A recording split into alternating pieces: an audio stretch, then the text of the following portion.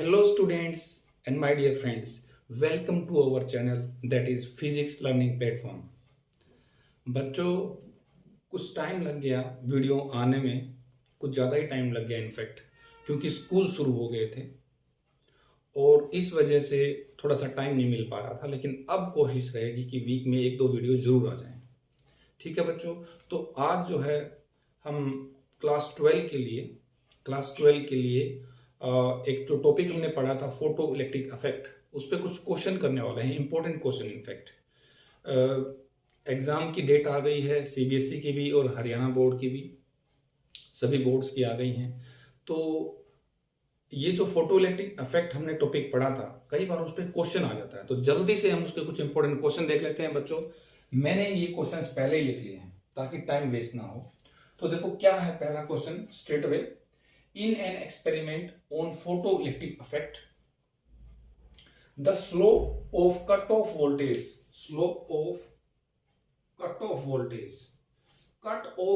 क्या होता है बच्चों? कट ऑफ वोल्टेज का एक दूसरा नाम भी हमने बताया था, स्टॉपिंग पोटेंशियल, इसको बोलते हैं स्टॉपिंग पोटेंशियल। तो आपको क्या दिया हुआ, देखो क्वेश्चन कैसे अटेम्प्ट करते हैं। साइड में पहले सॉल्यूशन लिखेंगे, फिर गिवन आपको क्या क्या गिवन है, what is given to us. एक फोटो इलेक्ट्रिक एक्सपेरिमेंट जो हुआ उसमें स्लोप दिया गया है। स्लोप किस किस में? कट ऑफ वोल्टेज में और फ्रीक्वेंसी में, इन दो में स्लोप दिया हुआ है। तो स्लोप का मतलब क्या है, आपको थोड़ा बहुत याद हो तो ऊपर हमने कट ऑफ वोल्टेज लिया था, स्टॉपिंग पोटेंशियल लिया था, इस तरफ हमने फ्रीक्वेंसी ली थी। तो उसमें जो भी ग्राफ आ जाएगा, मान लो इस तरह का ग्राफ आया था, तो उसमें जो ये स्लोप जो होता है, जो एंगल होता है टेन थीटा, वही स्लोप होता है। वो स्लोप दिया हुआ, उसकी वैल्यू दी है आपको, ये रहा। वो स्लोप जो है is found to be so much, इतना स्लोप दिया है, इनकी इसकी वैल्यू आप डाल लोगे -50। ठीक है बच्चों, अब देखो हमने देखना यह है कि कौन सा फॉर्मूला हम यूज करें। हमारे पास एक ही फार्मूला होता है, that is Einstein photo electric equation. Einstein photo electric equation हमने याद करी थी, इनफैक्ट ड्राइव किया था। एक्चुअली इससे सीधा फॉर्मूला है आइंस्टीन फोटो इलेक्ट्रिक इक्वेशन। ठीक है, ड्राइव तो नहीं किया था, इसका एक सीधा फॉर्मूला है। क्या है? वही फॉर्मूला, जो इक्वेशन है वही है। इसको लिखा जाता है maximum kinetic energy of emitted electron is equal to, जो एनर्जी आपने दिया है उसमें से जो उसका वर्क फंक्शन है वो घट जाता है। यही था ना बच्चों फार्मूला। लेकिन इस फार्मूले में कहीं पर भी वो चीज नहीं है जो हमें दिया हुआ है, ना कहीं स्लोप दिख रहा है, ना कहीं cut off voltage V note से हम दिखा देते। कट ऑफ वोल्टेज को किससे दिखाया था बच्चों? हमने वी नोट से दिखा था, ना वी नोट है। फ्रीक्वेंसी तो चलो हम ई की जगह HF लिख देंगे तो फ्रीक्वेंसी आ जाएगा। कट ऑफ वोल्टेज कहीं नहीं है, स्लोप कहीं नहीं है। तो ये कैसे हमारे काम आएगा? देखो बच्चों, थोड़ा सा एक बार रिवाइज करो। ये जो ई है ये क्या है? ये वो एनर्जी है जो हमने रेडिएशंस के थ्रू उस मेटल सरफेस को दिया था जिसमें से हम इलेक्ट्रॉन्स को एमिट कराना चाहते हैं, है ना। इसके लिए मैंने आपको एक एग्जांपल भी दिया था कि कोई बॉल जो है वो कीचड़ में चली गई है, तो आप उसको निकालने के लिए कंकड़ फेंक के मारते हैं। जो कंकड़ में आप एनर्जी देते हैं, वो देखते हैं कि बॉल कितनी धसी है कीचड़ में, कितनी ताकत से वहां चिपकी हुई है और कितनी ताकत से आपको बाहर निकालना है। ठीक है, तो आप उतनी एनर्जी देते हैं। इसका मतलब अगर किसी ने थोड़ी सी कम एनर्जी दी तो वो कीचड़ में जो धंस गई थी, चिपक गई थी, बस वो कीचड़ में थोड़ा सा हल्की हो गई, इतनी एनर्जी थी तो बाहर नहीं आ पाएगी। इसलिए आपको ज्यादा एनर्जी देते हैं ताकि वहां से वो हिल भी जाए और बाहर भी खटाक से आ जाए। बाहर आ जाए मतलब किसी स्पीड से बाहर आएगी तो कोई स्पीड होगी, उसकी काइनेटिक एनर्जी होगी। तो वही बताया जाता है हमें कि ये वो ई क्या है, एनर्जी जो हमने दिया उसको, है ना। और ये क्या है? एनर्जी गिवन लगा लो, जो एनर्जी आपने दिया in the form of radiations को एनर्जी देते हैं आप। रेडिएशन एनर्जी ही होती है ना। तो फाई क्या है? वर्क फंक्शन है। फाई को बोलते हैं बच्चों वर्क फंक्शन, मतलब ये है एनर्जी रिक्वायर्ड है। एनर्जी रिक्वायर्ड, जो एक इलेक्ट्रॉन जो एनर्जी रिक्वायर करता है कि भाई इतनी एनर्जी दो तब मैं बाहर आऊंगा, क्योंकि मैं बंधा हुआ हूं, मैं तो पॉजिटिव न्यूक्लियस जो होता है उससे बंधा हुआ हूं, तो मुझे कुछ एनर्जी दो तब मैं बाहर आऊंगा। ठीक है, ये एनर्जी रिक्वायर्ड है, जिसको वर्क फंक्शन बोलते हैं। ये एनर्जी आप देते हो, तो जो आप देते हो, जो उसको रिक्वायर्ड है वो उसको मिल गई। जो फालतू बच गई उतना उतना एनर्जी जो है उसको स्पीड के रूप में दिखाई देगी, है ना। तो अब क्या करें भाई, इसमें स्टॉपिंग पोटेंशियल कैसे लेके आए। स्टॉपिंग पोटेंशियल अगर आपको ध्यान हो, आपने दो प्लेट ली थी ऐसे ऐसे करके, है ना। एक ये प्लेट ली थी, सीजिंग की प्लेट ली थी, शायद वर्क फंक्शन लो होता है इसका। वर्क फंक्शन लो मतलब थोड़ी सी एनर्जी दो तो इलेक्ट्रॉन बाहर आ जाते हैं। आपने इस तरीके से एक वैक्यूम चेम्बर लिया था, इधर आपने जगह छोड़ी थी और यहाँ पर क्वार्ट्ज ट्यूब लगाई थी, यहाँ से रेडिएशन ऐसी इस पर डाली थी, तो यहाँ से इलेक्ट्रॉन खूब निकल रहे थे, बहुत सारे इलेक्ट्रॉन यहाँ पर जमा हो गए थे, तो इसको स्पेस चार्ज बोलते थे। ये इलेक्ट्रॉन इस तरफ नहीं जा पा रहे थे, है ना, तो आपने यहाँ पर एक पॉजिटिव पोटेंशियल बना दिया था, तो ये इलेक्ट्रॉन इस तरफ दौड़े चले गए। इस तरफ जब ये स्पीड से चले गए तो एक करंट बन गया, जिसको फोटो करंट बोलते थे, ठीक है। लेकिन क्या हो अगर आप यहाँ पर नेगेटिव लगा दो, यहाँ पे नेगेटिव लगा दोगे, ये कैथोड बना दिया आपने, तो क्या होगा, ये इलेक्ट्रॉन उस तरफ जाने में अनेबल महसूस करेंगे, तो इसको इधर से रिपल्सन मिलेगा, उस तरफ ये नहीं जा पाएंगे। ये नेगेटिव नेगेटिव तो उस तरफ नहीं जा पाएंगे, अभी रिपेल करेगा। तो जो आप एनर्जी यहाँ से बढ़ा रहे हो, रेडिएशन की एनर्जी बढ़ा रहे हो, वो एनर्जी एक तरह से इस इलेक्ट्रॉन्स की काइनेटिक एनर्जी के रूप में आ रही है, और वो काइनेटिक एनर्जी के रूप में ये इस तरफ जाएंगे, टकराएंगे। इधर ये नेगेटिव है तो ये इधर जाना चाहेगा, इधर से रिपल्सन मिल रहा है ना।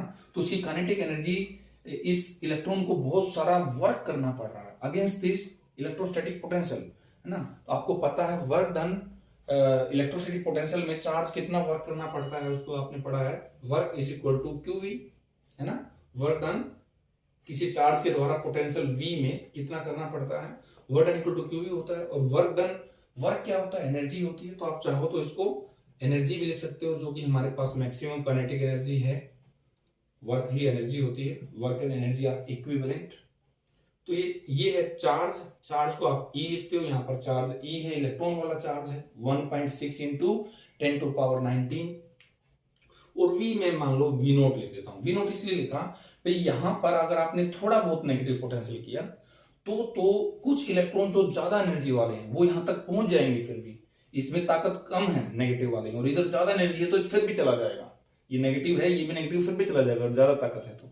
लेकिन अगर आपने फिर आपके पास, आपको याद है ना, ये सब आपको यहाँ पर जो है इधर बैटरी और कम्यूटेटर, वोल्टमीटर, एमीटर, रियोस्टेट सब लगा रखा है, यानी आप बैटरी की पावर बढ़ा सकते हो। तो इस नेगेटिव जो आपने प्लेट लगाई है, मतलब कैथोड जो किया है इसके रिस्पेक्ट में, उसकी वैल्यू अगर आप बढ़ाते जाओगे तो ऐसा होगा, जो बहुत तेज स्पीड वाला एनर्जी, बहुत तेज एनर्जी वाला, हाईएस्ट एनर्जी वाला, हाईएस्ट स्पीड वाला जो इलेक्ट्रॉन है वो भी यहां तक नहीं पहुंच पाएगा। तो वो पोटेंशियल, वो नेगेटिव पोटेंशियल जो आपने यहां लगाया है, जिस पर कोई भी इलेक्ट्रॉन यहां तक ना पहुंच पाए, उसे बोलते हैं स्टॉपिंग पोटेंशियल, यानी कि करंट जीरो हो जाए। ठीक है बच्चों, तो उसको मैंने V को V नोट लिख दिया। यहां पर V नोट क्या हो जाएगा, काइनेटिक एनर्जी मैक्सिमम बाई में E, तो ये हो गया V नोट, है ना। अब देखो इस एक्सप्रेशन में अगर मैं इसको E से डिवाइड कर दूं तो ये चीज क्या बन जाएगी बच्चों, ये चीज V नोट बन गई। देखो V नोट क्या है, काइनेटिक एनर्जी मैक्सिमम बटा E। अब इस चीज को E से डिवाइड करने से बात थोड़ी बनेगी, ये तो जो है सही नहीं हुआ, ज्यादती हो गई इनके साथ। तो इसको भी E से डिवाइड करो, इसको भी E से डिवाइड करो। अब जो आइंस्टीन फोटोइलेक्ट्रिक इक्वेशन है वो क्या हो गई, देखो वो ये हो गई, V naught is equal to E by E minus five by E। ठीक है, आपको बोला क्या है, आपको स्लोप दिया है, स्लोप दिया है, ये तो स्टॉपिंग पोटेंशियल, फ्रीक्वेंसी हो गया, इंसिडेंट लाइट, स्लोप हो गया। स्लोप की इक्वेशन ठीक है, तो स्लोप कैसे निकलेगा भाई, देखो स्लोप कहां से आ रहा है, अगर इस एनर्जी की वैल्यू आप क्या डाल दो, HF डाल दो। एनर्जी क्या होता है, एनर्जी की आपने दो फॉर्मूले पढ़े हुए हैं, energy is equal to HF भी होता है और energy is equal to HC by lambda भी होता है बच्चों।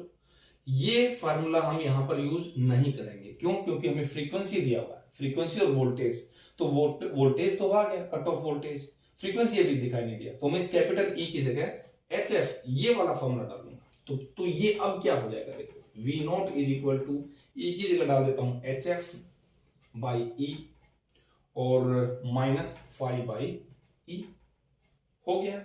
अब स्लोप देखो, स्लोप क्या होगा बच्चों, अगर इस इक्वेशन को मैं स्ट्रेट लाइन की इक्वेशन से कंपेयर कर लूं, y is equal to mx plus c से, तो क्या हो जाएगा, ये चीज y हो जाएगी। मतलब y में अगर मैं v नोट को ले लूं, y में अगर मैं देखो, मैंने y में v नोट को ले लिया और x में मैं फ्रीक्वेंसी को ले लूं, ये फ्रीक्वेंसी जो है x में, तो h बाई ई जो बच जाएगा, वो क्या होगा, स्लोप होगा। m क्या होता है, स्लोप। तो ये स्लोप जो है ना बच्चों, जो स्लोप है ये h बाई ई है और इसी की वैल्यू आपको दे रखी है 4.12 इंटू 10 की पावर -15। बस हो गया सवाल इतना होने से। देखो अब यहां से निकल जाएगा। आपको h की वैल्यू पूछी है, दिया क्या था, स्लोप दिया था और h पूछा था। h की वैल्यू आपसे पूछ ली कि क्या होगा, तो निकल गया भाई, h बाई ई ये है, तो यहां से h क्या हो जाएगा, h is comes out to be e into जो आपको स्लोप दिया है 4.12 इंटू 10 टू पावर -15। E की वैल्यू डाल दो, E क्या होता है, चार्ज ऑन वन इलेक्ट्रॉन, यानी कि 1.6 into 10 to power -19 into 4.12 into 10 to power -15। अभी देखो -19 और -15 कितना हो गया, -34, और इन दोनों की गुणा कर दो तो 6.63 आ जाता है। ये तो h की वैल्यू होती है बच्चों, जूल सेकंड, ये वैल्यू होती है जूल की। सही हो गया। तो इस तरीके से क्वेश्चन हो गया। देखो सबसे पहले मैंने आपको बताया हमें फोटो इलेक्ट्रिक इक्वेशन याद रखनी चाहिए, आइंस्टीन फोटो इलेक्ट्रिक इक्वेशन। वो क्या है, maximum kinetic energy of emitted electron, मतलब जो इलेक्ट्रॉन बाहर निकलेगा उसकी ज्यादा से ज्यादा काइनेटिक एनर्जी क्या होगी, जो एनर्जी आपने दी है उसमें से वर्क फंक्शन घटा दो, ठीक है। लेकिन इसमें कहीं कट ऑफ वोल्टेज और फ्रीक्वेंसी का रोल नहीं था, तो इस इक्वेशन को, आइंस्टीन फोटो इलेक्ट्रिक इक्वेशन को हमने कट ऑफ वोल्टेज और फ्रीक्वेंसी जैसा बनाया। कैसे बनाया, अगर मैं काइनेटिक एनर्जी मैक्स को E से डिवाइड कर दूं तो V नोट हो जाता है। देखो क्यों हो जाता है, क्योंकि ये तो सब जानते हैं, इसमें वर्क एनर्जी इक्विवेलेंट होता है, वर्क की जगह आप इक्विवेलेंट काइनेटिक एनर्जी डाल सकते हो। क्यों, ये काइनेटिक एनर्जी ही है जो उस तक वो वर्क कर रहा है, ये वर्क करके वहां तक पहुंचेगा और वर्क की एनर्जी होती है। तो kinetic energy max is equal to charge है इलेक्ट्रॉन वाला, V नोट हो जाएगा। वहां पे जब कोई इलेक्ट्रॉन नहीं पहुंच पाएगा तो स्टॉपिंग पोटेंशियल आ जाएगा, करंट जीरो हो गया। तो यहाँ से V नोट ये डाला आपने और E की वैल्यू HF डाल दी। तो इसको अगर आपने स्ट्रेट लाइन इक्वेशन से कंपेयर किया, इसमें V नोट को आपने y एक्सिस पे ले लिया और फ्रीक्वेंसी को आपने x में ले लिया, तो h बाई ई स्लोप हो जाता है। तो इस तरीके से क्वेश्चन हो गया। ठीक है बच्चों, इसको रिपीट करके देख लेना। इसके बाद हम जाते हैं दूसरे क्वेश्चन पर, तो मैं इसको साफ कर दे रहा हूं। ओके, दूसरे क्वेश्चन में क्या दिया है बच्चों, दूसरे क्वेश्चन में क्या दिया है, लाइट ऑफ फ्रीक्वेंसी, एक लाइट है, कोई रेडिएशन है जिसकी फ्रीक्वेंसी आपको दिया हुआ है। कितना दिया है भाई, इसी में यहीं पे लिख लो सॉल्यूशन करके। और आपको गिवन क्या है, गिवन है इसमें फ्रीक्वेंसी दी हुई है आपको 7.21 इंटू 10 टू पावर 14 हर्ट्ज, और is incident on a metal surface. इतनी फ्रीक्वेंसी की कोई लाइट किसी मेटल सरफेस पर स्ट्राइक हुई। इलेक्ट्रॉन्स विद मैक्सिमम स्पीड यानी कि वेलोसिटी मैक्सिमम। बच्चों वेलोसिटी मैक्सिमम को कई बच्चे काइनेटिक एनर्जी मैक्सिमम डाल देते हैं।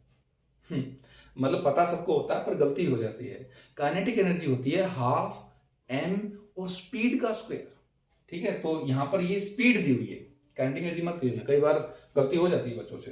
तो मैक्सिमम स्पीड दे रखी है उसकी 6.0 इंटू 10 टू पावर 5 मीटर पर सेकेंड।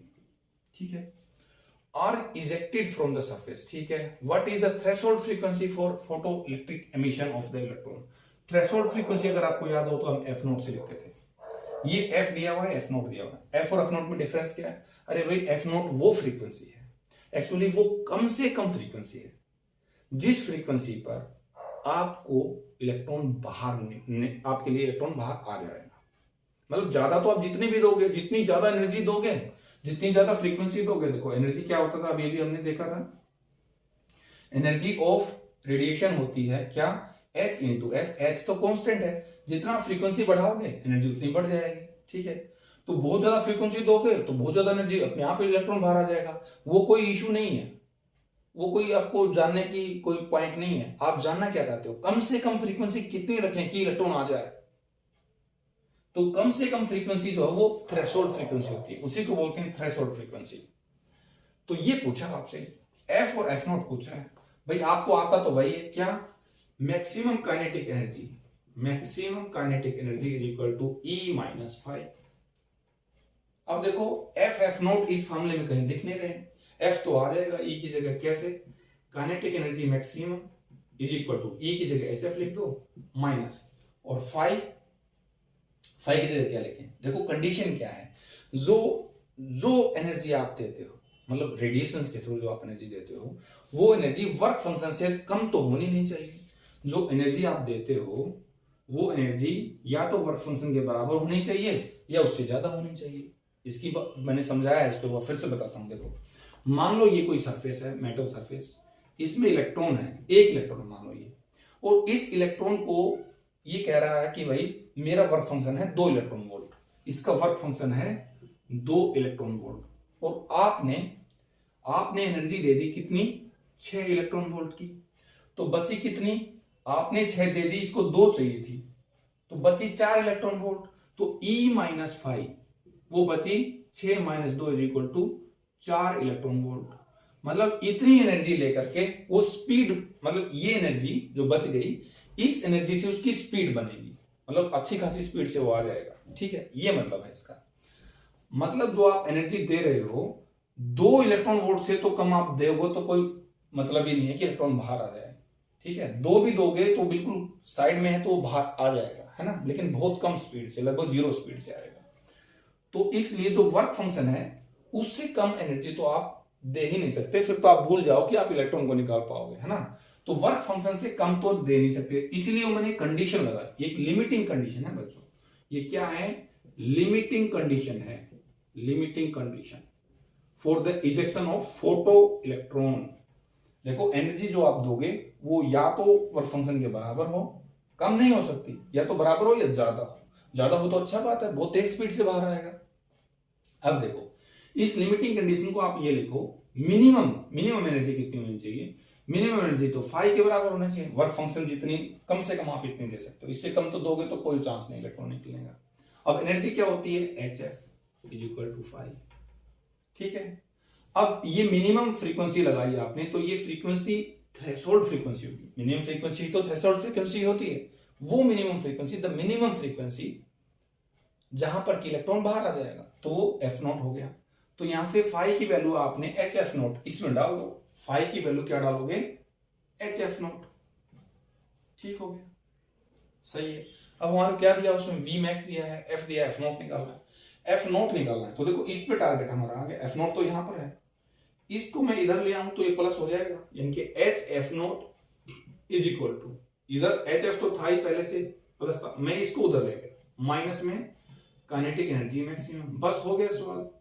आपको F0 चाहिए तो H को हटाओ, यहां से H को हटाओ, और मतलब ये H इधर आएगा तो ये भी खत्म हो जाएगा बच्चों, और इसके नीचे H रह जाएगा। ठीक है, जो यहाँ पे H था वो इधर आएगा, तो यहां पर आया तो देखो ऐसे समझ लो, ये तो कट गया, इससे यहाँ पे रह जाएगा।